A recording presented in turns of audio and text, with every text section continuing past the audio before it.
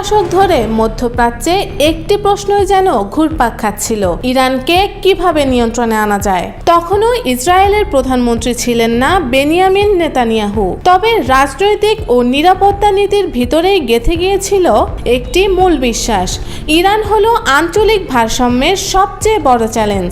আর সেই চ্যালেঞ্জ মোকাবেলায় Tel Aviv নিরবিচ্ছিন্নভাবে অনুসরণ করেছে কূটনীতি, গোয়েন্দা তৎপরতা এবং যুদ্ধের নীতি।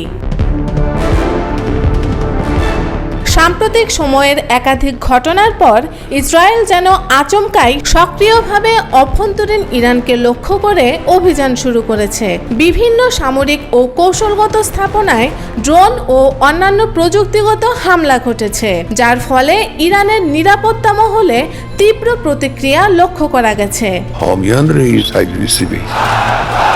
এই মুহূর্তে গোটা বিশ্ব যার দিকে তাকিয়ে, তিনি হলেন ইরানের সর্বোচ্চ নেতা আয়াতুল্লাহ আলী খামেনি। কারণ তার একটি ঘোষণাই এখন নির্ধারণ করতে পারে কেবল ইরানের ভবিষ্যৎ নয়, বরং গোটা মুসলিম বিশ্বের ভূ রাজনৈতিক দিক নির্দেশ। বিশ্লেষকরা বলছেন, খামেনির এই মুহূর্তের অবস্থান মধ্যপ্রাচ্যকে কূটনৈতিক সমঝোতার দিকে নিয়ে যেতে পারে, কিংবা উত্তেজনার একটি নতুন মাত্রা সৃষ্টি করতে পারে। যদি তিনি দৃঢ় ভাষায় প্রতিক্রিয়া জানান, তবে তার প্রতিধ্বনি শুধু তেহরানে নয়, পৌঁছাতে পারে রিয়াদ, আনকারা, ইসলামাবাদ, এমনকি ওয়াশিংটন পর্যন্ত। ইতিহাসে এর আগেও একবার এমন পরিস্থিতিতে খামেনি বিশ্বজুড়ে বিস্ময় তৈরি করেছিলেন। 2000-এর দশকে যখন যুক্তরাষ্ট্র ও মিত্ররা ওয়ার অন টেররের অংশ হিসেবে সামরিক অভিযান শুরু করে, তখন তিনি ঘোষণা দেন গণবিধ্বংসী অস্ত্র ইসলামী দৃষ্টিকোণ থেকে অনুমোদনযোগ্য নয়।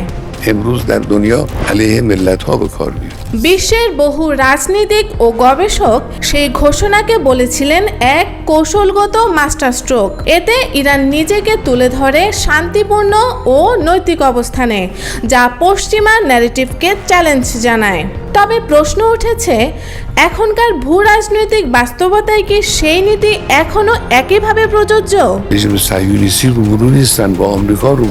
এই প্রেক্ষাপটে অনেকে লিবিয়ার সাবেক নেতা মুয়াম্মার গাদ্দাফির উদাহরণ টেনে আনছেন। তিনি যখন পরমাণু কর্মসূচি পরিত্যাগ করেন, বিশ্ব তখন আশাবাদী হয়েছিল শান্তি আসবে, কিন্তু পরবর্তীতে তার পরিণতি রাজনৈতিক মহলে নানা বিতর্কের জন্ম দেয়, যা ইরানি নীতি নির্ধারকদের কাছে এখনো এক সতর্কবার্তা। একজন ইরানি কৌশল বিশ্লেষক বলেন, গাদ্দাফি আন্তর্জাতিক আশ্বাসে বিশ্বাস করেছিলেন, কিন্তু ইতিহাস বলে প্রতিরক্ষা নীতিতে আত্মবিশ্বাস হারালে আত্মনির্ভরতা টেকে না।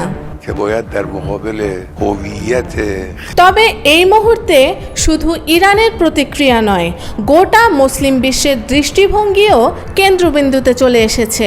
অনেকের মতে ইরানের সিদ্ধান্ত একটি দৃষ্টান্ত তৈরি করবে, যা ভবিষ্যতে মুসলিম বিশ্বের কূটনৈতিক অবস্থান ও নিরাপত্তা কৌশলে বড় ধরনের প্রভাব ফেলবে।